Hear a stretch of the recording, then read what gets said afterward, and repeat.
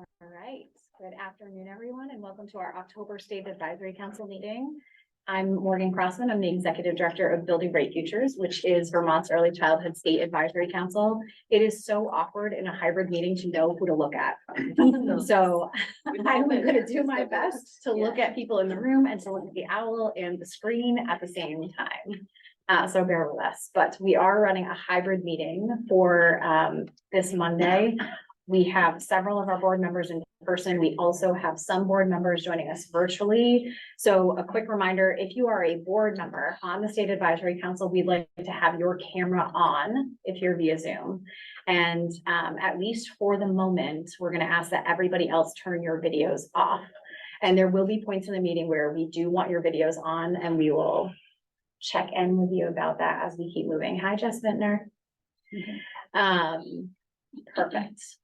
All right, so Beth, you are our Zoom manager for today. So we're going to do just a quick check-in and see who we have joining us virtually in the space. Right now, people are just joining. We have 23 folks on Zoom, probably minus a few because there's a few of us also logged in for various tasks. Some BBF staff, Courtney Hillhouse, Darla Senecal, Kitty Foster, Linda McNewitt, Michelle Kersey, Nate Miller-House, Connie LaChapelle, and Valerie Wood. Those are the BBF on. For partners, we have Emily Smith, Erin Rhodes, Jessica Vintner, who's an FAC member, Corinne Harvey, Luann Beninati, Nicole Center, Pat Banghart, Sarah Amadon, Sarah Kenny, Steph Harvey, Tabitha McGlynn, and we have Susanna Davis also. Awesome. All right, thank you. So for today's meeting, our agenda is largely about data, which many of us are really excited to talk with you about. So we're going to be walking you through the full data portfolio that we have at Building Bright Futures. We are also going to talk quite a bit about Act 76 monitoring and how we are defining and refining indicators to actually monitor the impact of this law. And then the smallest portion of our meeting is actually our SAC endorsement of our recommendations for this year. And I think just to name that all of our State Advisory Council meetings are open to the public. It's a really important opportunity to build connection and alignment between the State Advisory Council, our strategic plan committees, and our regional council partners. So thank you all for being here today. We like to call attention to some working agreements at the beginning of some of our meetings. Today's is about honoring complexity. So especially as we are diving into an SAC recommendations vote, as we are talking about data and monitoring, we want to honor complexity first in that as individuals, the recognition that we each bring some key areas of expertise, but that we don't know all of it. And that's why it's such an incredible opportunity to have such a strong board who has different content expertise and represents a series of stakeholders across the state of Vermont. So we are really talking about the collective impact that we're all making. I think the other thing that you will see as we start talking about Act 76 metrics is where you see the complexity of our system and why it's so important to be clear about what we are monitoring and what data we need to understand those responsibilities.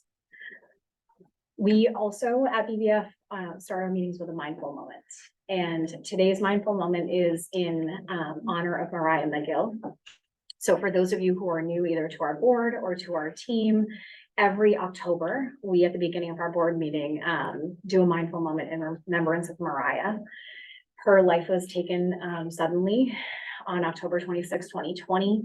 Mariah served as a regional coordinator for Building Bright Futures, but also the director of the Vermont Leadership Institute through the Snelling Center for Government. And I am going to be a little bit emotional, but I just wanted to name that our team, while we only spent a short time with Mariah, got to know her in some really meaningful ways. The morning of the 2020 October SAC, we had a team check-in to connect and just do some reflections and talk about what we were doing with our families and our kids. And we had this really incredible opportunity to connect with Mariah. And she shared this love of baking with her daughter. And it's something that I continue to take with me, and each time that I bake with Amelie, especially during the fall, we really think about Mariah each time. So to our friend and colleague Mariah, and to your family, we love you, and we're so grateful for the legacy that you've left for the early childhood system. So I want to ask everybody via Zoom and our board today to take a moment to think about the role that you have. Think about the change that you want to make and how you want to show up to support children and families and the early childhood system in Vermont.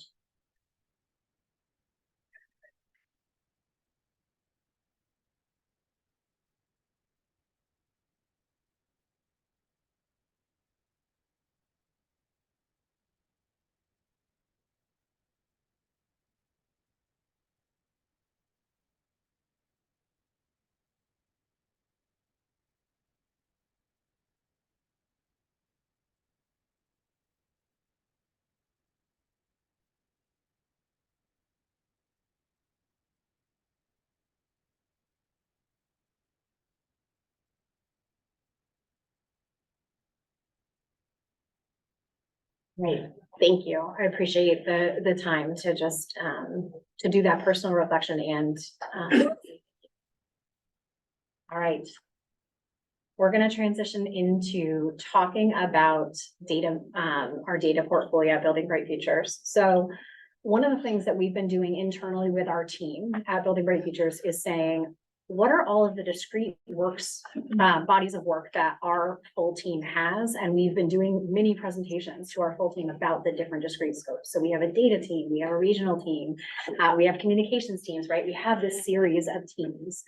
And we wanted to introduce the board to our data portfolio as well as our data team at Building Bright Futures today. So I'm going to ask Valerie Wood, if you're in a position to introduce yourself. I'd love to have you do that virtually. And then I'll go to the people in the room. Great. Good morning, everyone. My name is Dr. Valerie Wood. I am the new Early Childhood Systems Evaluator with Building Bright Futures. And I have intersected with many of you in my role as the VIP B5 Evaluator, and I look forward to today's discussion. Back to you, Morgan. Thank you. All right. Dora, I think, is in the room. No, I'm Dora Levinson. I'm a research and data director at Building Bright Futures and with Early Childhood Data and Policy Center. I'm going to take a quick moment to embarrass Dora. You can sit, but I'm still going to embarrass you. Dora was named one of Vermont's top 40 under 40 by Vermont Biz and is being honored in the next week. So congratulations.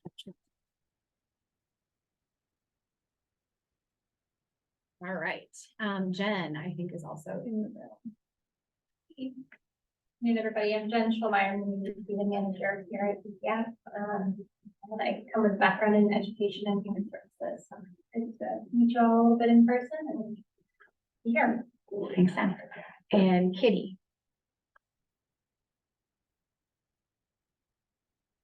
Hi everyone, good to see you all virtually.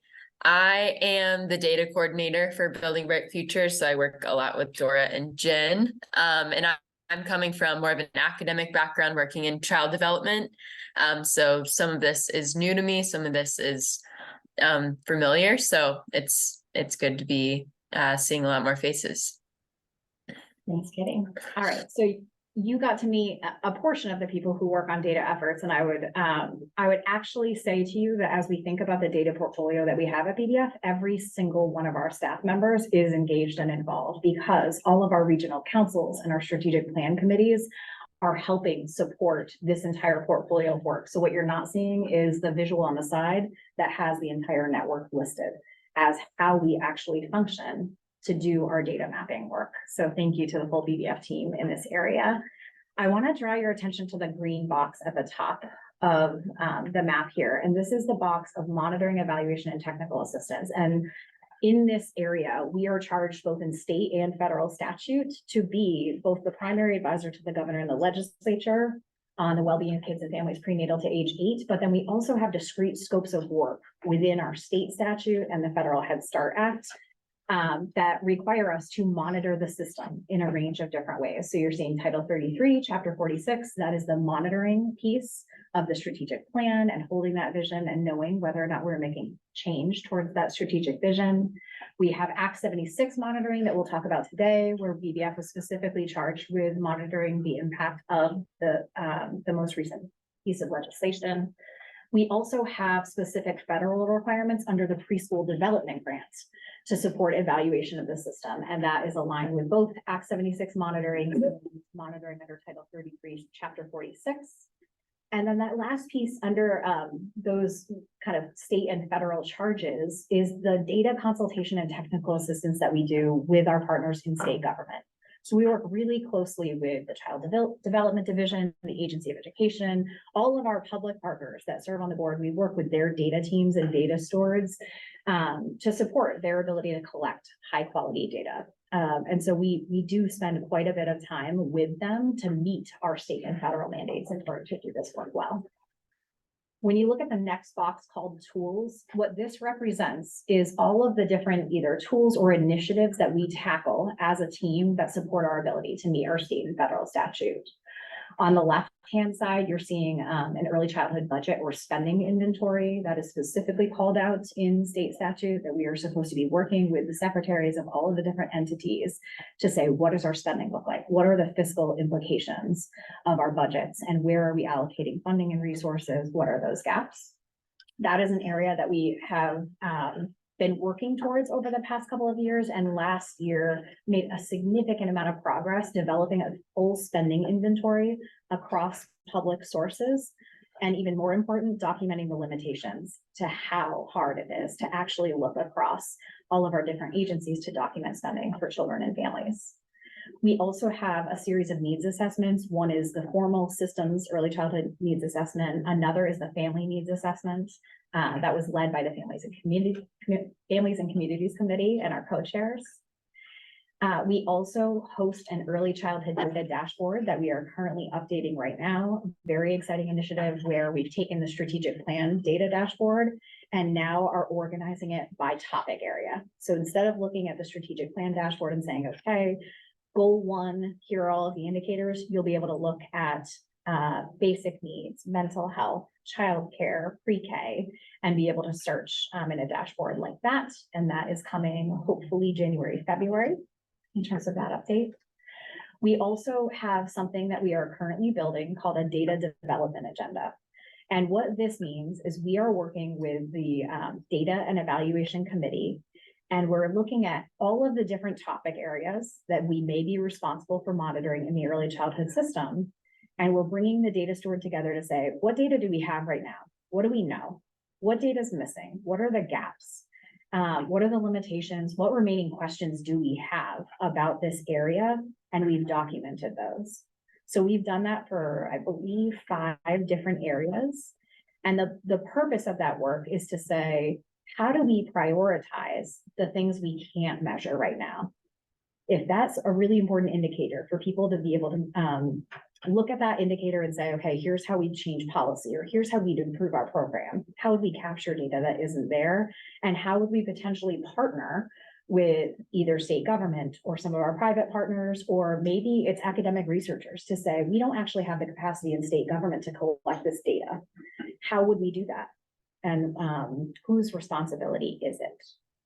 So that's where we take the data development agenda into something like an interdisciplinary research consortium, which is, again, bringing together public, private, academic, any partner who might have expertise in that data space to say, okay, we know what the gaps are. How do we fill them?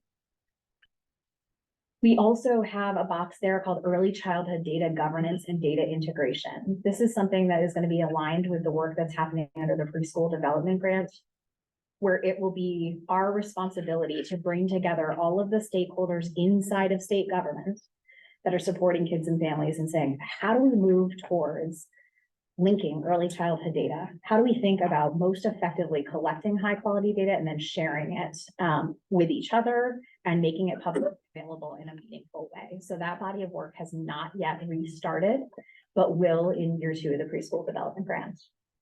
The last section of this map is dissemination mechanisms. And we have so many different ways that we present data to the field and to you all. One is in the legislatively required State of Vermont's Children that we publish every January and hold a briefing. We just initiated a new practice called Early Childhood Grand Rounds, where we are identifying, a discrete data topic. And we are using our data and evaluation committee to help us say, okay, this is the topic that we need to tackle, and who are the right people to come in and give a presentation and speak to this series of indicators. Do we have people local in Vermont with this area of expertise? Do we need external national partners to come in? So the most recent early childhood grand rounds that we hosted was on equity driven data efforts. And we had a panel of 3 national experts come and speak on a webinar, which was really phenomenal. We also have a series of reports and assessments, as well as data briefs that go out periodically over the course of the year. And all of this work lives within Vermont's Early Childhood Data and Policy Center, which is at vermontkidsdata.org. I think what we're really excited about is that we now have the staffing capacity, or at least more capacity in this area, to even put together this visual for you all to see when we say we're monitoring the system for Vermont's early childhood partners. This is the full scope of work that we are tackling. And it's not just the work that it requires of our team, it's also all of the data in state government and how much time we are spending with them to help support either building their capacity or to help them be thinking critically about collecting high quality data. Data team. What am I missing from the description of that visual or the portfolio? Great. Okay. So board, what questions do you have for us about the portfolio of work related to data monitoring and evaluation? I love the grand rounds. What a great idea. I didn't realize, I'm sure I have an email and didn't realize, but how are you deciding what you might, each time, and how often are you holding a grand rounds? Great question. So we are using the Data and Evaluation Committee, which is both public and private data stewards. That committee has almost 30 people who are coming together quarterly to have discussions about this data portfolio, about the data development agenda and the gaps and needs. And right now we're hoping to do a grand rounds twice a year. And if there's additional capacity or we find there's additional need, we can hold them more often. But the hope is that we're really partnering with, yes, the Data and Evaluation Committee, but also the University of Vermont, Middlebury, Castleton, all of the major universities in the state to say, how are we building in a very strategic way our data capacity and the ability to answer the questions that we have. That's great. Thank you. You mentioned updating the data dashboard, and I was just curious what that looks like. If it's just new information or is it redesigned in some way? It is both redesign and new information. So I'm not gonna ask Anna to share the screen differently in this moment, but the way that we built the original data dashboard was based on the strategic plan. So the feds, again, a lot of our deliverables are designed based on what the feds requirements are. And what they said is, we want you to be able to monitor your strategic plan, organize your indicators in that way. So that's what we did. We said, okay, goal 1 of the strategic plan, here are all of the indicators that are across all of the objectives and strategies within goal 1. That didn't resonate with partners. No one's looking at the strategic plan in the way to monitor it, except our team in that way. And when we present it to you as a board, we talk about it in that way. So what we've done is, instead of having it by goal, we've done it by topic area. So now when you click on the dashboard and it says mental health, you will see all of the different areas where there are indicators related to mental health and every piece of data that we can make publicly available in that moment. You can also search it by strategic plan goal. Eventually, you'll be able to search it by Act 76 monitoring, and all of those indicators will come up by topic area. But for the moment, we are transitioning from organizing by VCAP goal to now by topic area. We also are working, I'm really impressed and proud of the data team, who has now taken all of the indicators from the State of Vermont's Children and made it a streamlined process to add all of those to the dashboard once they are updated. And I'm sorry, did you use strategic plan and action plan interchangeably, or are they 2 different documents? I probably use strategic plan and action plan in the same way. Okay, Yes. good, both the same It's thing. the Thank Vermont you. Early Childhood Action Plan, yes. Good question. Okay. Any other questions before we move on? I have a question. I'm Yeah, sorry if sure. I can stop coughing. No, it's okay. Since I had COVID, I can't, I just, anyway, and maybe this is gonna relate to the next topic, which I think is us going through all the data and prioritizing it. But I'm still a little unclear about how much data BBF collects versus how much data do you get from other entities? And sort of where that line is, like how much are you getting from Janet's shop or from AOE or whatever, and how much are you actually collecting? Great question. Great question. So in terms of the portfolio that you are seeing here, it is both data that we are receiving from public entities, from private entities, and then some that we are capturing ourselves.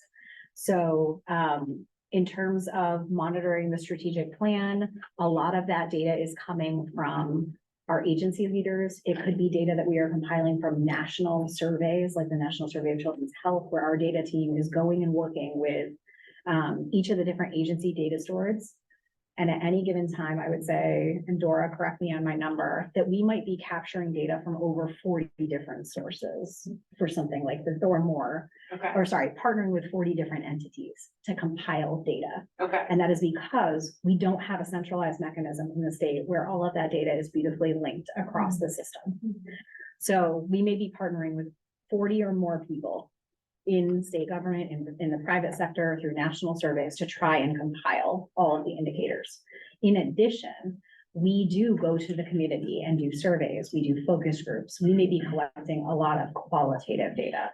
And that is often what we are bringing in addition to the quantitative to the legislature. So at any given time in the legislative session, we may do 3 calls for information where we will blast the entire network and say, we have these 3 questions for you. Provide your feedback, or we will have survey tools and capture forums. At all times, we have a running, I don't know if I want to call it a survey. We have a running mechanism where we're capturing emerging priorities that are coming from the field. And so Kate is managing some of that process for us. And on a monthly basis, she's sending the board a message that says, hey, this is everything we heard from stakeholders this month or this quarter about the questions and challenges. So we are both capturing qualitative, quantitative information directly, and a lot of the quantitative data that you're seeing is coming from either state government, from some entity, or a national survey of some kind. okay. Dora, anything that you would add to that? There is some analysis that. I'll just walk through the owls. Sorry. There is some.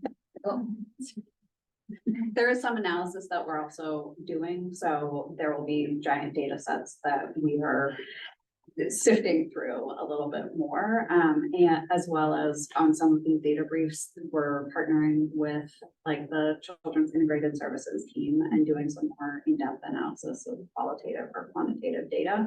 But again, like Morgan said, the vast majority of what we're doing is just making publicly accessible data actually, or publicly available data actually accessible and digestible. Okay. So Go ahead. talking about too the repository, because I think that was a good demonstration of coordinating all those different. Sure. So one of the things that Renee is mentioning is that we've developed a survey or a data repository where we've asked folks through the Data and Evaluation Committee to tell us, are you doing a survey about any given topic? And how do we, across the early childhood system, know who's trying to collect what data? Because one of the things that we've realized is we collect a lot of data, right? In the system and across state government, we collect so much information and there's very little coordination. Yeah. And so we are sometimes asking the same question of the same stakeholder group in 3 different ways at 3 different times in the year. So we've developed a tool, thank you, Renee, for calling that out for us, where partners have a place where they can say, we're about to launch a survey. Here's what data we're collecting. This is the population and here's the contact person. So at any given time, folks can go look at that and say, oh, I was gonna ask a similar question. Can I either add a question to your survey instead of, creating my own? Or how could we partner to develop more standardized procedures? Because that is one of the major challenges that we face, right? Everybody has data needs. There are different requirements based on what the feds require us to collect and what the state requires us to collect. And there's very little ability at this moment to coordinate those because there's no centralized place for that. So in the absence of that within state government, that is a critical role that VBF is playing. Okay, that's great to hear. Yes, thank you. Yeah. Okay. I'm getting my time check. Thank you. All right, so I want to move on to Act 76 monitoring. We are really excited to show you some of the work that we've been doing. And, I think before I outline this work for you, one of the things I want to call attention to is the importance of having data to inform the development of a law and then measuring the impact of a law. And I would say that Act 76 is a really great example of where the legislature specifically identified an entity, specifically Building Bright Futures, to be responsible for that. And so it's a really great mechanism for accountability in the system, both for us as a board, but also for the legislature to say, okay, did what we proposed make the intended impact, and what does that look like? And I think what you will see as we move through this session is that there's so many questions that everyone has about childcare, about pre-K, about after school, about workforce, about economic impact. And while we collect a lot of data, we might not have the exact indicators we need to inform how we move forward, to inform the impact of this law. And again, it's not to say that we don't collect a lot of data. We do. We need to figure out how we optimize and maximize the data we collect. And then for things that we really need, we need to develop mechanisms to collect those. So right now, when we talk a little bit about Act 76, what you'll notice is there are so many questions we can't answer. Like, we really struggle, even right now in the state of Vermont, to know the number of kids by demographic characteristics, by quality, by school district, right? Our ability to answer some very basic questions to help us understand who's being served, where they are, and how well is still very limited. So I say that because we do have a ton of data, and we are going to have to decide what is really important to capture, and then what we actually can capture in the next few years to tell us what where we've made a significant impact. So where we are to date on Act 76 monitoring is that we've held a series of meetings with public and private partners, and we've asked them a couple of questions. And the majority of those are, what are the top 3 to 5 things that you have to measure to know whether this bill or this piece of legislation made an impact? What are the top 3 to 5 things that we have to know? And several of you have already sat and done this workshop, so now I'm excited that you'll do it together. But the workshop and this piece is really about shared buy-in, shared accountability. Do you all agree what we need to measure? Do we all agree on the vision and what we are going to be looking for over the next couple of years? We have developed, in addition to the quantitative data that you all have taken a look at, we've developed tracking mechanisms with the Child Development Division, who is, again, one of the primary entities capturing data on this change and this legislation. We are working to document lessons learned in partnership, in relationships, in the legislation, what's working well, what is not working well from a qualitative perspective. And then, specific to today's exercise, the outcome benchmarks. How do we know across every single area of legislative intent whether or not we've made an impact? So specifically thinking about childcare, pre-kindergarten education, after school and summer care, the workforce, and then economic impact. So at this point, we've spent a very significant amount of time with the data teams and the policy teams at the Agency of Education and the Child Development Division, having a similar conversation and really trying to understand what data exists and what proxy data exists. We've also spent time with our legislative leaders and done some smaller group sessions. And today, what we're going to review is, of all of the data, of all of these indicators that we've compiled, what are the top 3 to 5? And seeing if we actually have a 3 to 5 or if we have a 10 to 15, right? And really looking for you all to say, from my lens, here's what's most important to measure. So Anna, if you can screen share the monitoring spreadsheet quickly. I'll orient people to what we're going to be doing today. So you are seeing the very simplified version of our tracking tools. Some of you have seen the more detailed versions, but what you're seeing across the bottom are the key areas of legislative intent. You'll see a topic area, and topic areas may be things like availability and access, cost and affordability, quality, impact on families, access for children with disabilities and special health care needs.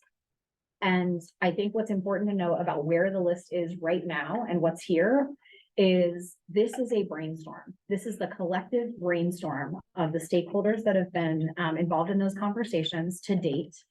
It is not the list of every single measure we will actually capture. It is, here's what people think is important. Your job as a board and as a group of stakeholders is to say, here's what's most important in every area of those lists. What are the top pieces? And so once we've pared down the list to, again, 5 to 15, potentially in some of those areas, we'll work with our agency data stewards to say, okay, here's what data we have that people said we absolutely need. Here's what data is missing, and we'll develop plans for how to capture them. It may be that state government has some capacity. It may be that it takes an external stakeholder to build some sort of survey or some sort of mechanism to capture new data. And then the next piece of the conversation is, when would we expect to see change in each of those indicators and how much? So for example, if we are looking at an outcome like ready for kindergarten, and we have seen that for the last 10 years, we've been between 84 and 86% of our kids being ready for kindergarten. How much change would we expect to see in that indicator based on this law? And would we expect to see overall change, or would we expect to see equitable change where we see different subgroups actually coming up to be on par and actually reaching those benchmarks in different ways, right? So what would that look like? So that's what I invite you to think about is, as we are identifying indicators, what are those top areas and when would you expect to see change? So we can pull down the screen share for now. And before we move into small groups to actually talk through the indicators, I want to invite 2 members of our board to actually place this in context for us. So asking them to share a real example, like, why is it important to capture this data and what does it mean to either improve a program, to continuously improve the quality of programs, or to use data to actually inform decision making. So Mike or Jana, I'll let you rock, paper, scissors it out. Who goes first? Sure. Yeah. I won rock, paper, scissors quick. Yeah. First of all, Mike McGrath is the Associate Executive Director at the Vermont Principals Association. Really appreciate the chance to talk about the data right off the bat here. And, we're struck by the number of questions raised. And I think, if we scratch the surface there, we might find that some of that is being captured. It might be different, ways of describing it. And to increase the accessibility to the data and have it one place seems like a really good goal. And a couple of things that rose to the top for me, and again, just as context, I work for the Vermont Principals Association, and we have about 1,000 members representing almost every single community in the state.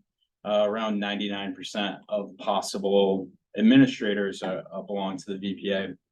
And, just this morning, I talked to a principal in Woodstock, North Country, Rutland, Mount Abe, and somewhere else. It was Hazen.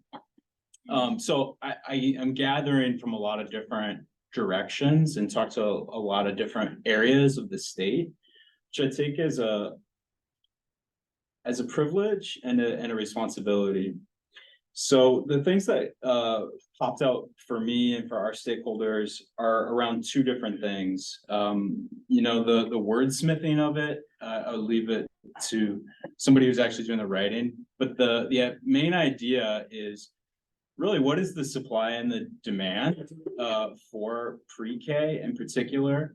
Meaning, how many families are we already serving, and how many families need more?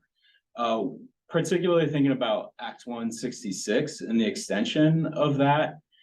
We had, for example, I hear a lot of variance. An example would be, I can think of elementary schools that offer full pre-K all day. And there are, 3 and 4-year-olds that are there all day, in a preschool program. And they might also have after-school care that the school has worked out and summer care. And that would be one end of the spectrum, and there might be another end of the spectrum, where a school district is the distributor and the point of pre-K distribution in a community, but may not have any capacity actually in the building and are working with community partners and private partners. And so my question is like sort of drill down on that and find out which school communities are providing full-time pre-K and which aren't, which need to provide more and have a wait list, and what the capacity is in any given community. So I'm not exactly sure what the exact words are to capture that, or if it's multiple bullet points. In the pre-K set of questions, it's probably points 15 through 21 that are in that ballpark. I'd like to see it get down to maybe 1 bullet point, so that it's more tenable for audiences. And my second topic is around licensure or credentialing, right? And just trying to capture how many students are being served in pre-K with a full-time licensed educator versus some kind of other version of credentialing, and how many more we would need, and where is that pipeline? And I would just encourage us to hold the bar high and aim towards a high quality of standard of educators as we think about going into the future and building that out. But first we need to know sort of where we're at, right? So those are the 2 data points that are coming up for me. Yes. So it's so interesting because I think the things that I have in mind are definitely along the exact same like line of thinking around sort of like what is the actual use and engagement of families within the within childcare settings, both early childhood education settings and after school settings, and then questions related to the workforce. And so in terms of sort of the actual use and engagement of families, I'm flagging like, we don't really know that. That's not a function that the state plays, because, right, we have 1,000 separate entities that are licensed to provide childcare in the state. And so we don't know what kid is enrolled when and for how many hours. That's not information that as a state we collect.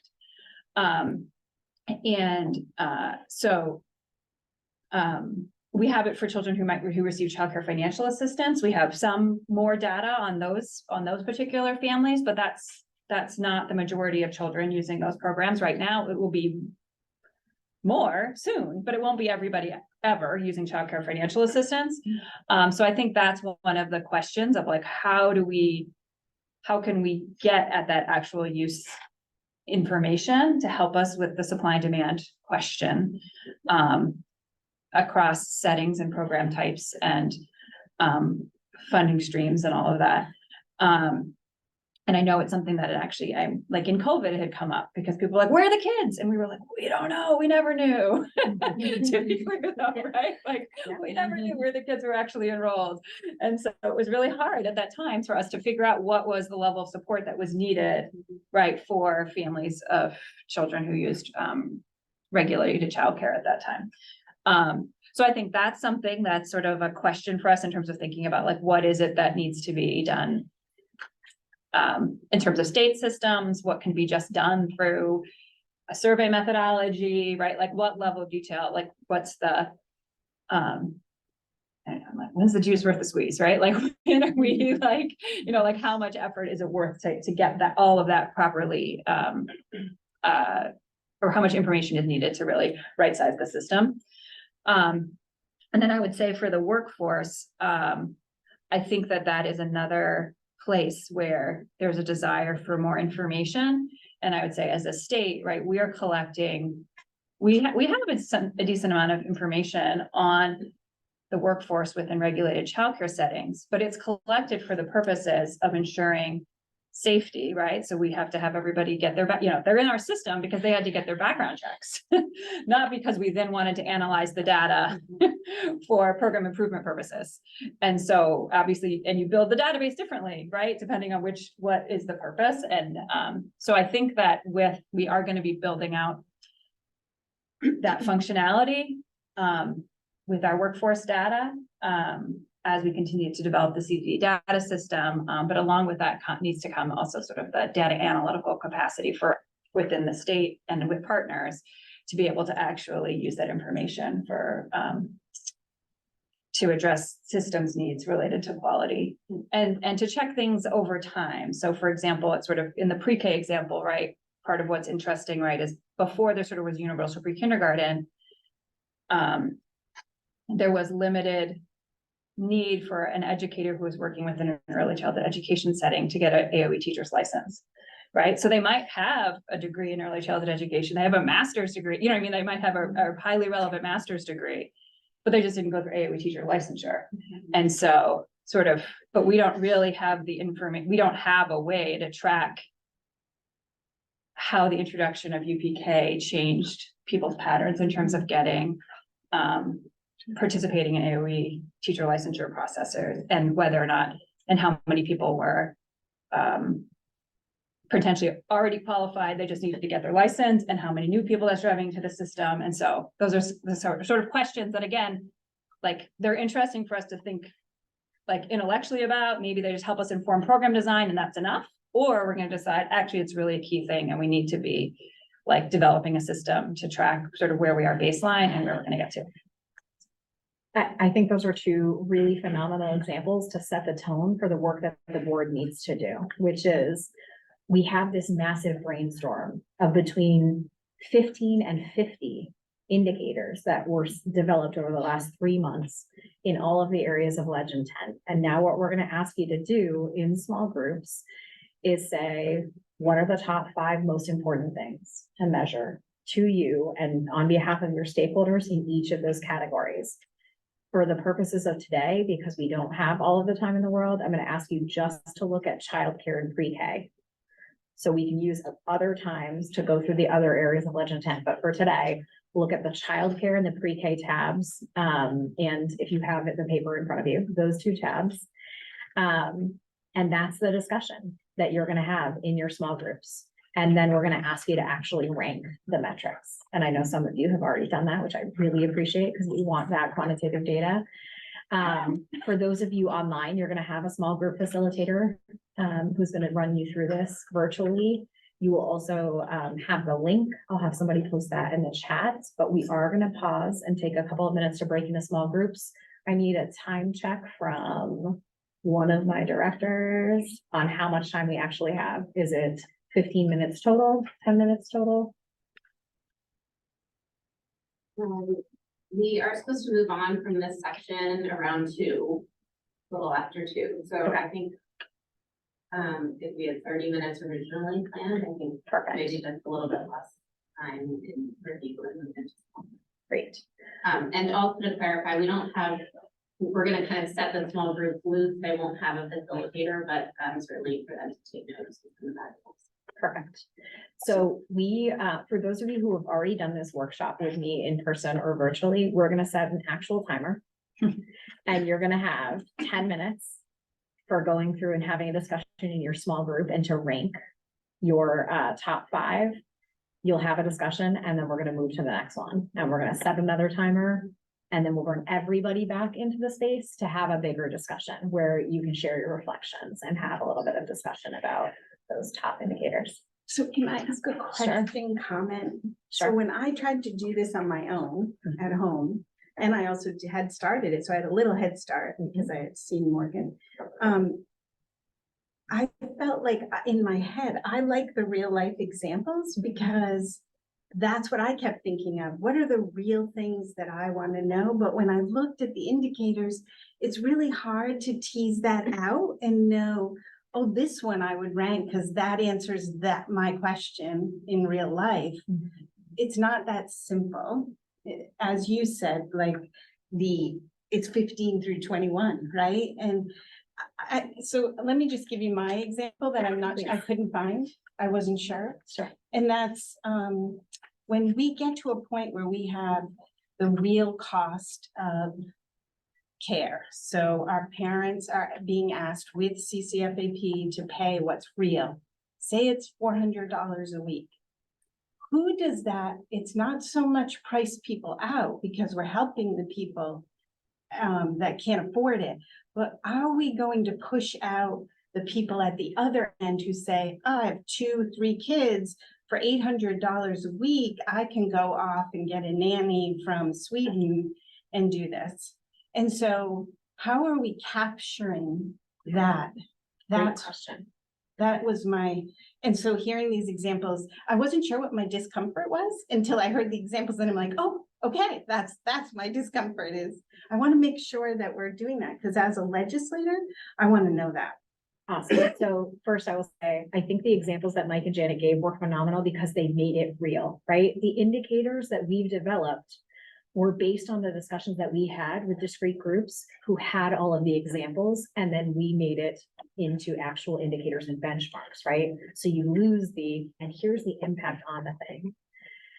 To your question, there will likely be survey development that would have to happen to understand how families are making decisions about care in order to capture the information that you're talking about, right? So right now, we don't have a way to identify individual families' needs and priorities and how they're choosing what type of care and how much care and where that care is. We only have data from the state on who is enrolled in specific programs, right? So that would involve new data collection on families, choices related to choosing care and pre-K and all of those cases. And crossing it with their income level. Yes. So so there's a ton of examples about the data we don't have. So the question for you all could also be, what's not in this list, or what are you not seeing here that is trying to help you understand the impact of this piece of legislation, right? And we can then crosswalk it and make sure it's there. But it is likely we are going to end up in a place where there's some data that we have, which is great, and we will use it and report it to you all. Then there's going to be a list of things that we don't have. And the question is, how important is it for us to have that piece of information, and how do we capture it? And whose responsibility is it? And what capacity does it take to get it? Can I? And you can kick me under the table after, but just in a process point, and I realize that a lot of times I could be an RBA purist. I do have a larger question, right, about like RBA is still in theory the way we structure, Shayla, like our work and our, don't anyone go look at the scorecard.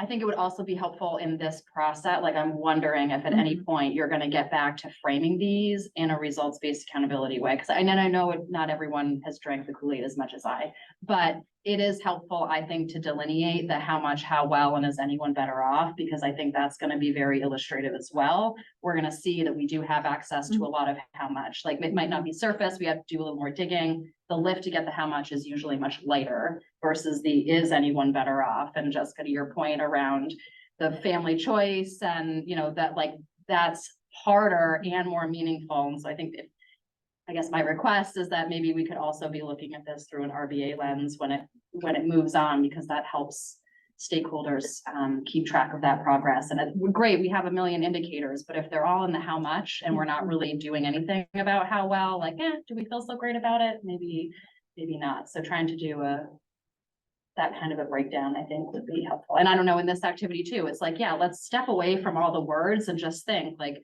for me, my family, my community, if this was working well, what would it look like? And then maybe like a look at this list to see, does anything here actually answer that question? Like, I'm not really sure, but trying to do it from more of an intuitive level, because this looks great. It looks very thorough. I don't think I'm going to find anything you haven't thought of, but trying to figure out like where my thinking and like naturally goes and what are those indicators and And how do we collect that data? And is anyone better off? For me would be, isn't it good to have a good mix in every childcare center, right? We don't want to push any side out otherwise. So I'm gonna respond to Renee's question, and then I'm gonna move us into small groups because we moved right into discussion, which is great. We want you all to be there, but we want you to be there in small groups first. So, the question Renee asked is it possible for us to look at this from an RVA lens? The answer is yes, it's possible. And the detail in our spreadsheets and eventually in dashboards will have the ability and could have the ability. I'm saying that while my data people are probably like doing the same kick under the table. We can consider what it looks like to do something like that. Put it in the notes. And that's right. And I think one thing that's important before we ask you to go into small groups is, especially for those of you who are in state government, who are capturing data, don't sit together. Sit with people who are not in your seat, so it helps them understand what type of data we have and what is meaningful, and sit with someone who's a provider or an educator or somebody who is going to be able to say, here's what it really means, so that your discussion is super rich. And again, the list you're seeing has gone through so many iterations. It's gone from big picture, us asking people, if this were successful, what would it look like to you? And so Jessica and Mike and Jen and others have sat and had that discussion and said, here's what it would look like. And we've turned your narrative into ways to measure it. So you all are seeing the more researchy, technical terminology for how you'd actually measure all of the things. You're not seeing the narrative that you all have created behind the scenes for what you're trying to measure. So just naming that. And I think it's really important that as you're looking at the list of indicators, that is the question to ask you, right? What if this was successful, what would we need to know in order to document the impact in these areas? And if you can't see it in the list, write it down for us. Okay. All right. So we're going to break into small groups, folks in the room, five people max, and sit with people that are not in your unit.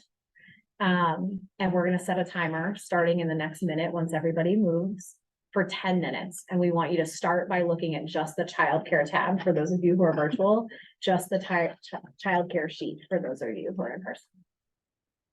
All right.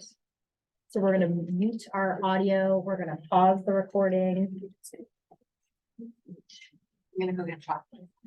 And everyone already have But I appreciate that feedback. So obviously, All right, Valerie Wood. yes, I can. I hear all the wonderful chatter. That's why everything you just just checking in. Okay. I know. All right, everybody in the principal room, we're gonna come back to the table and everyone virtually, thank you for doing your work. Like we asked you to. Folks in the room are grabbing candy to reset. So if you need tea, for like the first candy. All right, I'm gonna use my teacher voice now and ask everybody to come back to the space. That's a person. I'm gonna open the floor to our Zoom SAC members first. And we are gonna take 10 minutes. I'm looking at some virtual timekeepers, 10 minutes for discussion right now. What are your reflections in terms of monitoring? And as you're thinking about measuring the impact of this bill, what were some of the things that your small groups discussed? What are some of the most important things to measure related to this piece of legislation? And I know that puts pressure on our virtual board members who are slightly outside of this scope, right? So I'm just naming that for you all. So Susanna and Jess, if you want to weigh in, by all means, raise your hand now. And if not, I'll open the floor in the room. Sure. I think our Valerie captured some notes from our group. I don't know, Valerie, if you want to share those. Sure. Awesome. I can share out. So when we looked at the childcare tab, there was agreement that was Jessica, Susanna, and I, and really understanding how can we at baseline understand the difference between the need and the capacity, so that over time we're helping the system increase its capacity to meet that need, and we're right sizing it, right? So we're not having too many slots, putting additional pressure on providers to do, quote, too much, but we're right sizing it for the demand. We also talked a little bit about understanding turnover rates of EC providers, and across all of these, understanding the importance of drilling down into demographic characteristics, race, ethnicity, geographic location, type of program, because there may be differential impact across those different groups of people. And so making sure that we're looking longitudinally over time and being attentive to that. And then I think the last generic comment I'll share is some of the indicators. We had questions about what does that actually mean? It seems a little bit vague. And so just as this work continues to move forward, making sure that we're tightening up the language so we all have a shared understanding of what we're trying to measure. Thanks. Thank you. Thanks, Susanna, Justin, Valerie. All right, board members in the room, what are your reflections? What are some of the top priorities that your groups discussed? Anybody willing to share? I can put out there kind of a general feeling from our group. I think Jessica put it really succinctly, was there are some pieces on here that in order to think about like 5 years from now that we really need to have a baseline data on.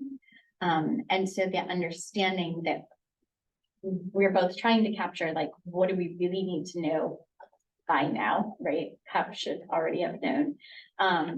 And what do we need to know because it's going to help us with the how are things going to change? What's our baseline?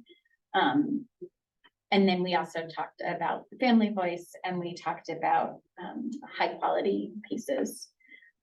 And I think, tell me if I'm wrong, team, but we also talked about that piece about really what are we measuring and where do we find that data? Like, who might already have pieces of this information is an important piece to recognize as we start collecting. Great feedback. And just a reminder for everyone, you're not seeing the massive Excel files that we have in the background that name who has whatever data already exists and that we're connecting with them. But I think that what's more important is you're all able to name, here's what we care about the most. This is what we have to be able to measure now. And here's when we'd expect it to change later on. And that's why we have to be able to have those baseline measures. What else? No, I just channel Eddie, because what Eddie said in closing in those first few minutes were very profound. I'll be thinking about that on the way home, which was, what is the intent of the law? And let's measure that. And that was just really meaningful to me, because I think as systems people, early childhood folks, we see all of these connections to other things. We want, like, we had a conversation about social emotional health, right? Like, if these things were doing great things, we'd want to see kids meeting those developmental milestones. But is that what the law was intending? Maybe not. Maybe that's a second, right? A tertiary, like, there were more concrete things that, so I just very much valued that thinking about here in your role, which is bigger than just monitoring for the sake of this legislation, but trying to find the right compartment for these things. Because while then monitoring the law might not, yet BBF's role and this board's role in monitoring the system does bring in those social emotional components. So just getting clear about which little box on your green slide we're actually monitoring in, and what are the questions we're trying to answer, and trying to stay focused on that. That is so great reflection. No, go ahead, Ruth, and then Shayla. You want to go, Shayla? I was just gonna say this good segue to what we were talking about and the way I was looking at it. So if you're thinking about what the intent of the law, the sort of legislative intent, and I mean, Jessica, you can, chime in too, but the way I thought of it as one of the architects of the law was there are four sort of groups that we were trying to meet the needs of. We were trying to make sure there were childcare and or pre-K slots for kids, so places for kids to go to be cared for or educated, early childhood education. 2, that it was affordable for families, that families could afford to pay for it. 3, that childcare teachers were paid well for the work they did. And 4, that childcare providers, whether they were private providers, home-based providers, or school providers, were financially sustainable. So those were the 4 things. And so those are the 4 outcomes we need to measure to see, are we doing those things? So in 5 years, when we look back at Act 76, we can say, yes, more kids are in care, more, more parents can afford it, more teachers are paid well, more centers, schools, home cares are financially feasible. And that we do so by looking at it with an equity lens and a quality lens, for sure. But those are the 4 basic things that then you apply those lenses to.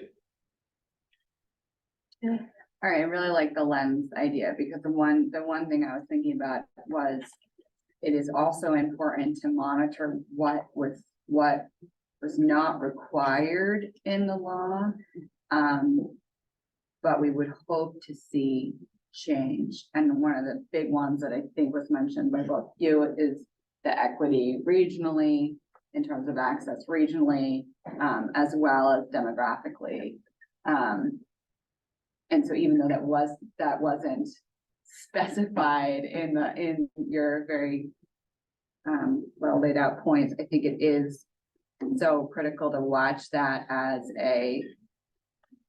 as somebody who always wants to think about what are we doing next and what do we need to or not need to act on next. Yeah, absolutely. And I think Flor mentioned the equity lens is a way to sort of know that we need to look at those things on top of those 4 basic things. And Janet was like quality. So I just said quality lens, a high quality lens too. No, and equity lens with, and then the lower part is high quality access. Access to high quality. Yeah. And then to add one thing to, one conversation that we had at the end was also there's a lot of talk about choice, right? And choice, to me, and this might be just my very foreign way of saying it, choice is a very first world kind of problem, right? So we're talking about access to all kids. That should be the priority. Choice is something that comes when we are all paired, right? When we all have had the same access to education, when we all have enough money, when we all have, so I think for us to concentrate in, access for all and worry a little less about choice, because, we talk about a kid with significant disabilities, right? Usually they just have one choice, right? So I don't know, simplify it a little bit, that the choice is not what should be moving us. Yeah, there's some kids that might have choice or ability to pick it together. Most of our kids, that's not, the kids that we're trying to serve to hopefully have a better democracy. And when our kids are older, it's wall. I'll just building on to what Flora was saying, I do think our conversation sort of did continue to to recognize sort of that choice is sometimes used as a proxy to discuss need, right? And so, but we need to be careful about what words we're using there, right? Because it's so yeah, it's not like choice for choice's sake. It's like so that there's different, so that it's because people have a variety of needs is the reason why you might need a variety of options, but it's about making sure that every kid gets what they need, not necessarily that they have abundant choices all the time. Great reflections. Any other reflections from the groups, folks that we haven't heard from? I would share there are so many opportunities and nuances within the law that aren't specifically stated in it. That just being sure that we have the data for all interested parties to follow through on their individual piece. I haven't articulated it that well, but I think it's indicative of the long list of indicators that you have, that there are many stakeholders who can do great work with that individual indicator, and we all need to track that, but we need to feel confident that they have the information that they have to do their part. Yes, so I want to end on that one because what Eddie's bringing up is process indicators, right? We were talking a lot about outcomes and how we're tracking slots and, family need and child outcomes, but also measuring the process.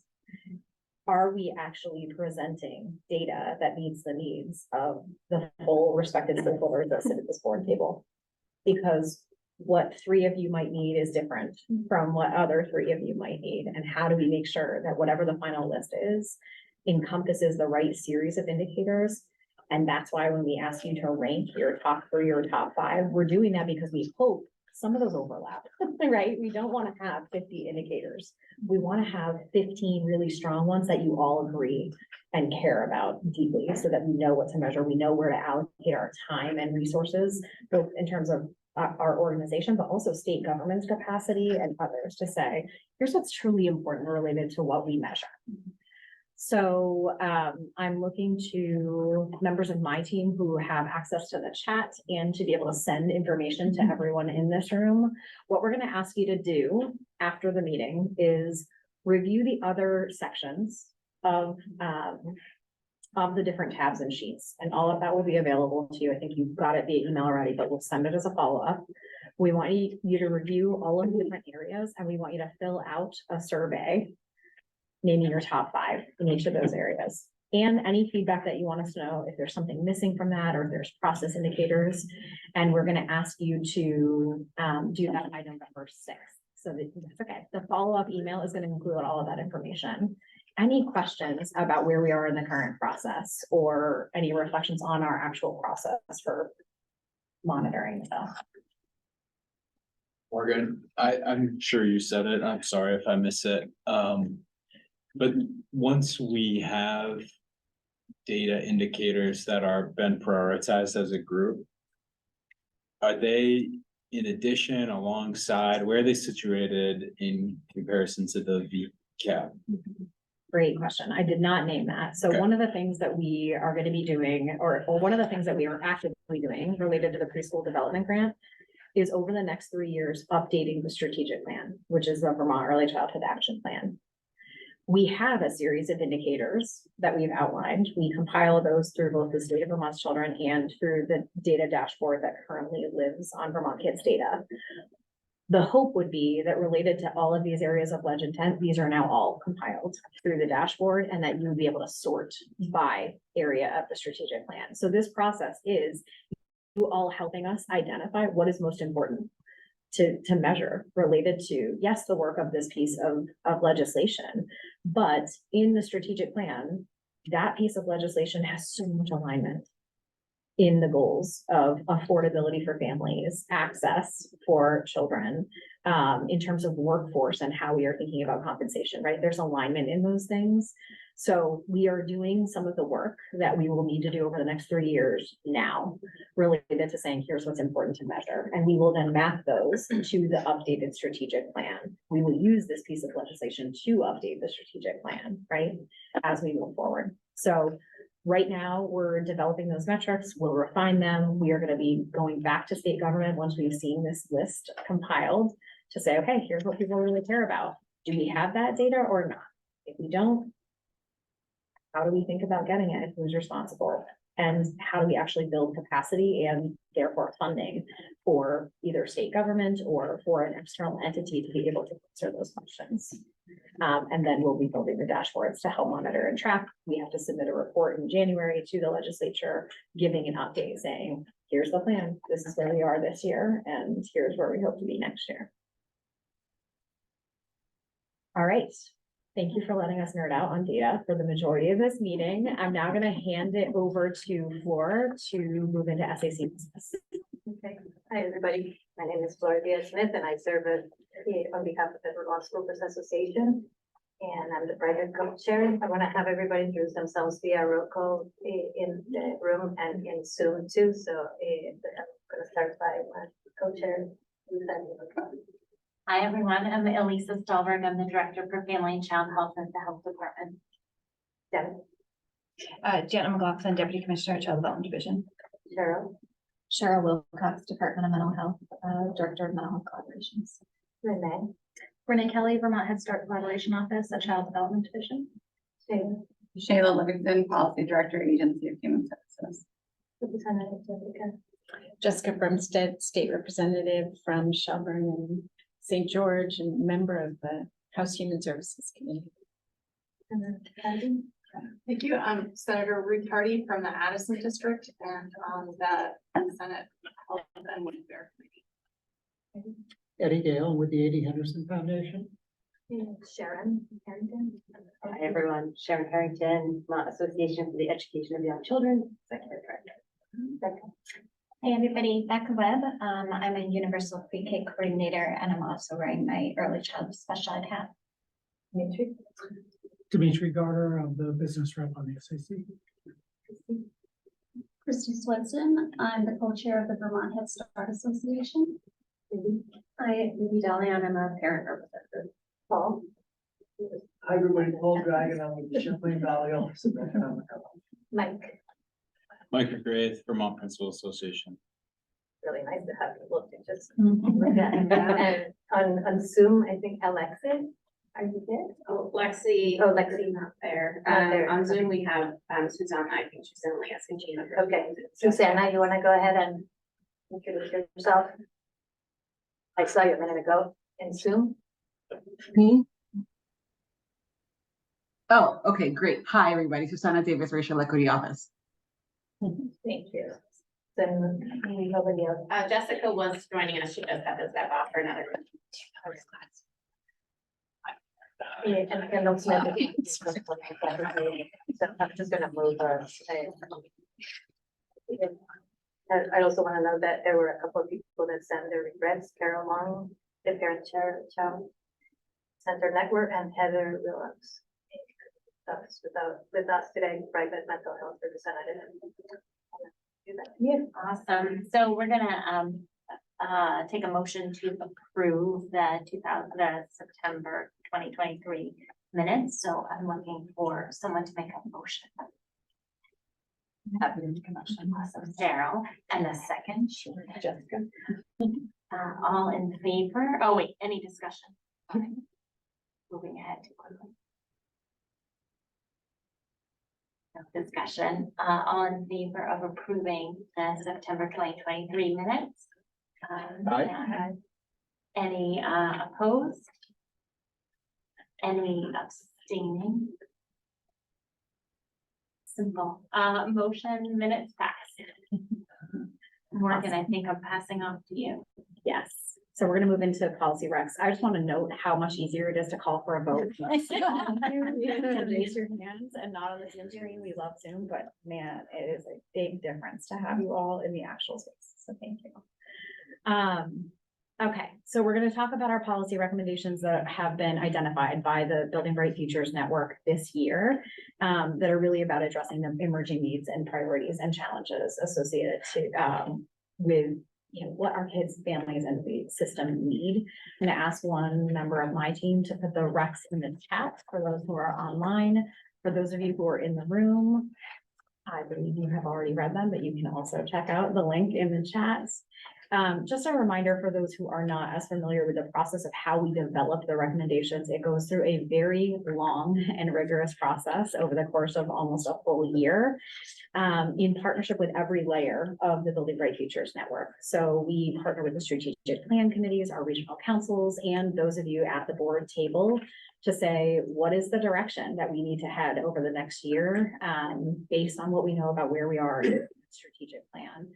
How do we elevate the voices of stakeholders and the most high quality up-to-date data to know what the priorities are next?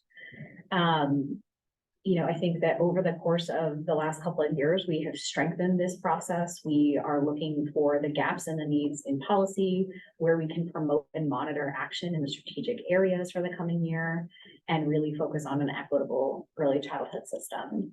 I think it's important to note, and I know the board knows this well, even those of you who are new, this process is full of tension because there are different priorities on behalf of every single partner. What families need is different from what the governor's office needs, is different from what the legislature needs, is different from, right, all of the different entities that we represent and come together at this board table. So I think it's such an important moment for the board to recognize that as a state advisory council, we hold that tension in that space, right? That is the importance of having a public-private partnership, an entity that lives outside of state government to say, what are the needs of kids and families?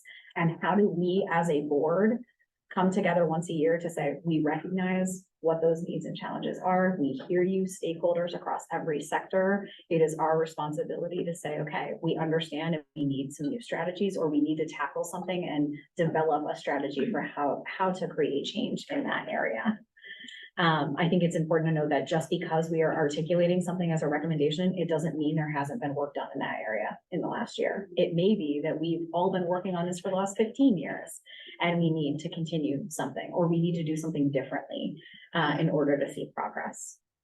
So before we move into the formal vote, I just want to articulate 2 process points. One is that we have worked really closely with the governor's office over the last couple of years related to calling for the vote. And once we finalized our SAC recs and come to agreement where we need to, we have talked with the governor's office, and there are specific elected officials, specifically each secretary's seat, as well as anyone who's directly appointed that is asked specifically by the governor's office to abstain from the vote. This is not a new process. This is something we've done for the last 2 years. So what that means is that for today's vote, the secretary's seat for the Agency of Human Services, which was a designee, the Agency of Education secretary seat, also a designee, the DCF commissioner's seat and appointed deputy commissioner for the Child Development Division, and the Agency of Commerce and Community Development secretary seat, also a designee, are required to abstain. They've provided language for the vote that they would ask me to read. Some of those members are here and some are not, but they are all for abstentions for today. And the language is the designees for the Secretary of the Agency of Human Services, the Secretary for the Agency of Education, the Secretary for the Agency of Commerce and Community Development, and the directly appointed Deputy Commissioner for the Child Development Division need to abstain from today's vote, given the direct call for investments before the release of the governor's budget for this fiscal year. We greatly appreciate the work of all of the early childhood partners to identify these priorities and elevate them to decision makers. We will review the endorsed slate alongside our budgets and priorities to inform decision-making for children and families. So when we call for the vote, for those of you who are required to abstain, Elisa will designate that time for you to do those abstentions.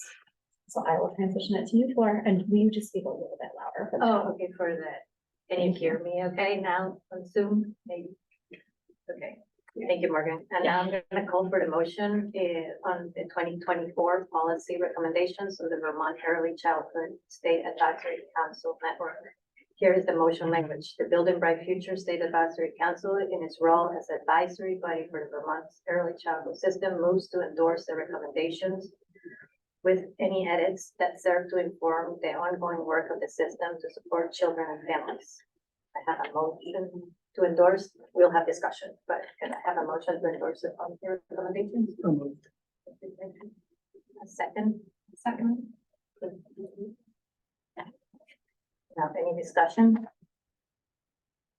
One small point.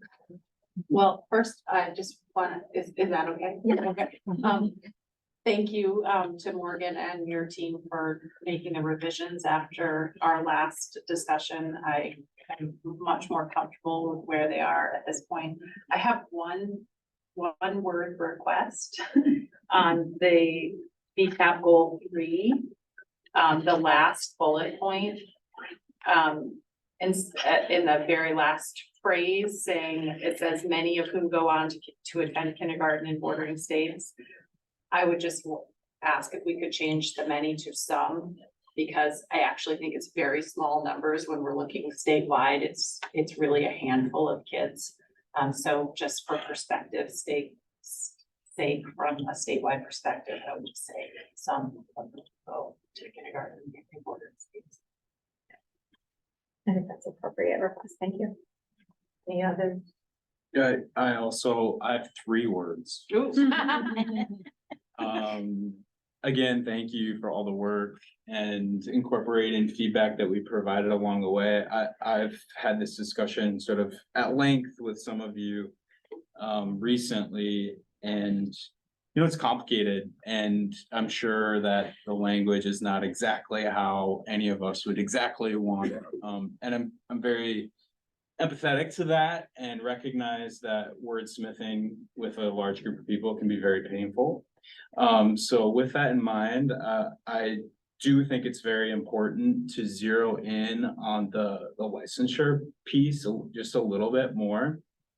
And in the pre-K goal, which is goal 3, or a lot of it is related to pre-K, in the third bullet point, after revisions, I think that bullet point does a lot. It's around examining the parity between standards, workforce governing rules, and compensation in school-based and private-based pre-K programs, which I really value this bullet point. It's super important for me and my constituents.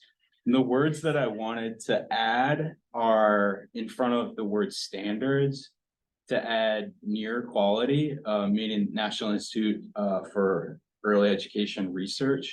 So it would be specific standards. And I don't know if that's parenthetically or not for anyone who's doing the writing. Looking at you, Anna, but that would be NIEER quality standards. And then after the word workforce, it's my understanding that the word that's often used in early education is credentials, to just say workforce credentials. I think that's important too. It just zeroes in on this just a little bit more, and gives us a more specific thing to discuss going forward. Thank you, Mike. Mike, will you read the current bullet for the board? I think it's like the one thing I didn't write down, but I think it's the one that's examining parity, starts with that. Thank you. Examining parity between the quality workforce, I'm reading it as it was written. Yep. Examining parity between the quality workforce qualifications, governing rules, and compensation in school-based and private program-based pre-K programs. Right. So I'm asking for around the word quality to say near, and then quality, and then standards. And then instead of workforce qualifications, it says workforce credentials. And can I respond? I think the near is the gold, right? Like it's the national piece. And it would be really helpful, I think, for some members of the board, if somebody that maybe could look up what near is and read it out loud to us. What that acronym stands for. It's National Institute for Early Education Research. Perfect, because I think that's an important piece. I'm hesitant around changing qualifications to credentials, only because we're talking about an intersection of multiple systems, right? Like our early childhood system in Vermont is actually multitudes of systems. And I think that while credentials is used across some of those pieces, it's not a general term that crosses AOE, CDD, VC. And so I think qualifications is actually the word that even though we're talking about credentialing and licensure, I think qualifications is really the more inclusionary term right now, especially since kind of going on in the background of early ed are the development of different qualifying credential certificates. And so that would just be my reaction to workforce versus credentials. Other discussion on this bullet? I have a question, and I'm not sure if it's for Mike or someone else, but I don't. It's you said near is the gold standard. I'm wondering. I don't know what it is, and this is the first time I've heard of it, so I'm not sure how I feel about it yet. So I'm wondering if that would. I don't know what the impact of adding that to this bullet point would be. So near is a national, it's a national organization that sets a group of standards. And then all the states' early ed systems are compared against that piece. So for Vermont, that's what places us in whatever that top number when we talk about like Vermont is, you know, X, Y, Z in the nation. That's usually the connection to that. The piece, I think, Mike, where I interpret your near quality standards is that where we don't meet the standards is having a licensed teacher in front of every child for preschool during having a licensed teacher who is actually conducting the education versus what our current law has, which is if I run a center, I just have to be on site as a licensed person, the 10 hours of EPK time. Okay. My understanding is that that's the piece that we don't need in here. And yeah, it's underscoring my earlier comments. And I would just remind folks that we're not voting or adding these words to say, this is how it is. I'm raising it as an important thing to continue to discuss, right? That this needs to be highlighted in our discussion and our recommendations, that we examine this more closely.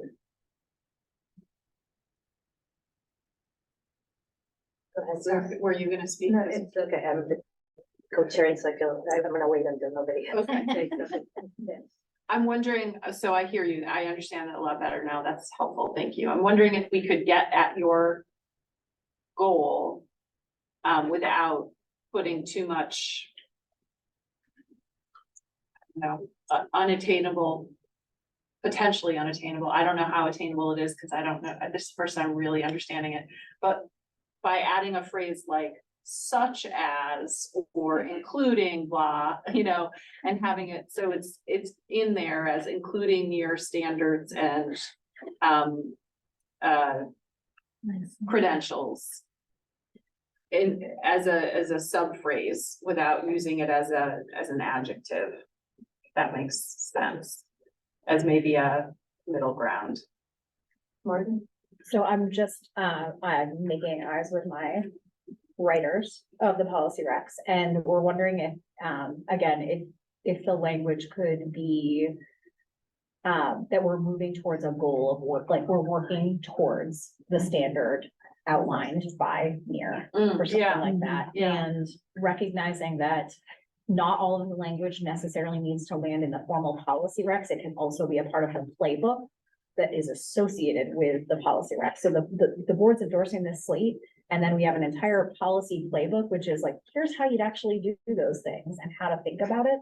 And it can be there as well, because we will hand this specific section over to Janet and Heather, who are the co-chairs of the pre-K implementation committee, to essentially say, and here are things that you need to consider. Go ahead, Janet. Yeah, I'm a little tripped up by this as like because I feel like we have recognizing that the near stand, like we started the pre-K implementation committee meeting. The first session was having NEAR come and present how Vermont did against these benchmarks. So to the extent that that is an indicator to which we already are considering them and consider them valuable, there's that.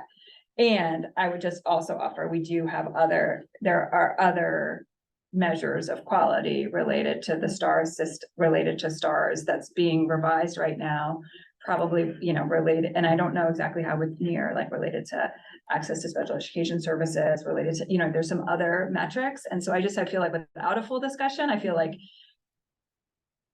committing, I mean, I understand this is all examining like language, but sort of like committing to NEAR as the gold standard in this conversation feels to me like that we're going to measure ourselves against Vermont feels premature related to the discussion that the pre-K committee is tasked with.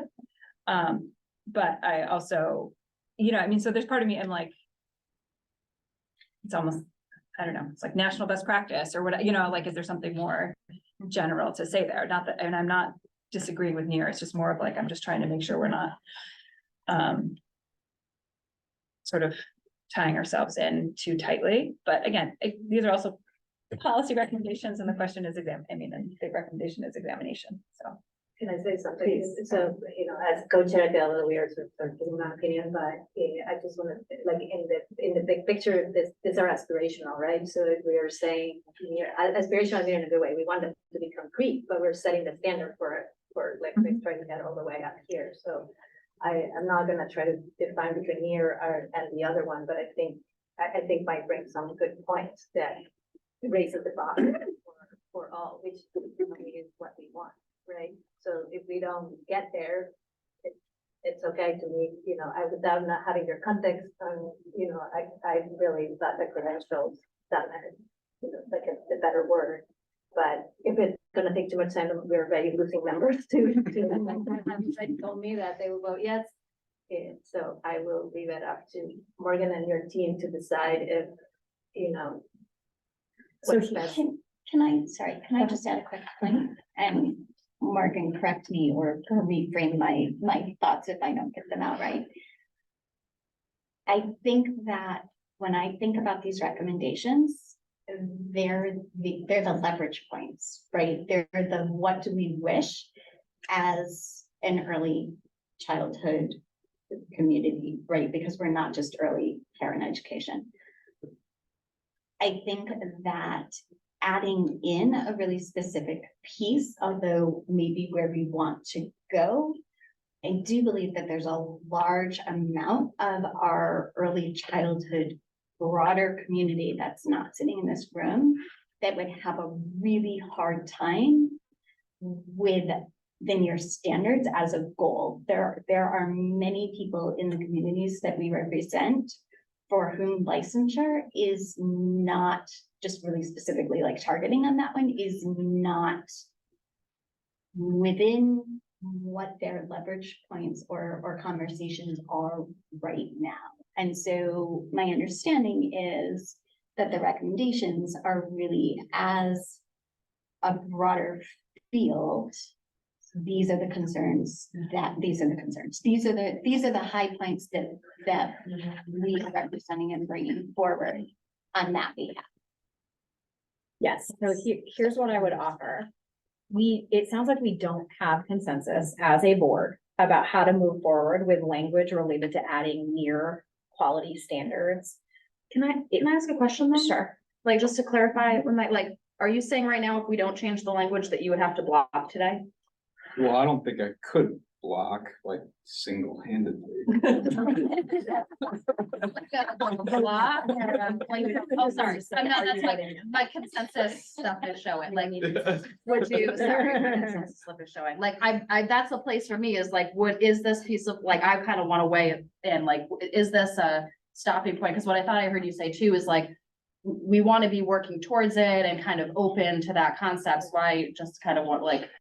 Yeah, and I'm today. curious to know what Morgan was gonna say, because I think she was gonna try to find a path That's forward good there. path forward. Yeah. Sorry, might get longer legs, kick me under the table. So what I was gonna offer is that we put in language around national best practice instead of naming any specific one entity. To say that related to quality, we're moving towards national best practice. And could that get us to a place where we have consensus across the board? That's what I heard from Janet, that's what I heard from Ruth. I'm comfortable with, excuse me, Senator Hardy. And I mean, I prefer that to nothing. And I guess the difference between qualification and credentials is maybe not a huge deal, but I would prefer it was credentials, but that's not gonna stop me. So Could we do, sorry. as we have the room right now with what Morgan just said, can it just see thumbs up to making that little change so then I can call the vote? Are you guys comfortable with that small change of national best practices? And I can't see everybody in Zoom, but if you. Susanna and Jess? Yes. Okay. Right. Anything else before I call the vote? My question is about practice, though. If we're altering language in this way, from your perspective, do you have to roll it back out to the network in any way, or is this just the hands off? This is what the board approved and this is how we changed it. Okay, thank you. I was just gonna add really quickly, I know, is that, can you also do what you had suggested earlier, which is in the larger document, mention the things that are broader concern for Mike. Yes. They got it. Yes. Okay, cool. Thank you. Great. So all those in favor, please signify by saying aye. Aye. Any opposed? Abstain? Two abstentions, and I'm gonna add both Lisa and Lily told me that they were a yes vote, and we have one from Heather also. And we have, The two, abstention. yep, so 4 abstentions overall. Susanna, did you? I did vote in the affirmative. Alright. Good morning, so thank you, everybody. These recommendations will be printed in the upcoming State of Vermont's Children and shared with the decision makers. It's an important role that we'll play in the bright futures, especially. And thank you to all the private partners and the public partners here. Really nice to see everybody, and you guys get to work together, and we miss the people in Zoom, but even in a very big room. Everybody here, and thank you for lunch. Awesome. You Yes. wondering if you have any closing. No, just to say thank you, for those of you who are able to be here in person with us. It's a really, important opportunity to have people be able to build some relationships, right? To actually, meet your colleagues face to face and be able to make other connections. So thank you for being here in the room. We're really appreciative for those who hung in with us, 13 of you for our full vote online, and, we'll follow up with all of the, policy recommendation language, but also all of the templates and surveys we need you to fill out related to Act 76. You do have post work, so thank you all.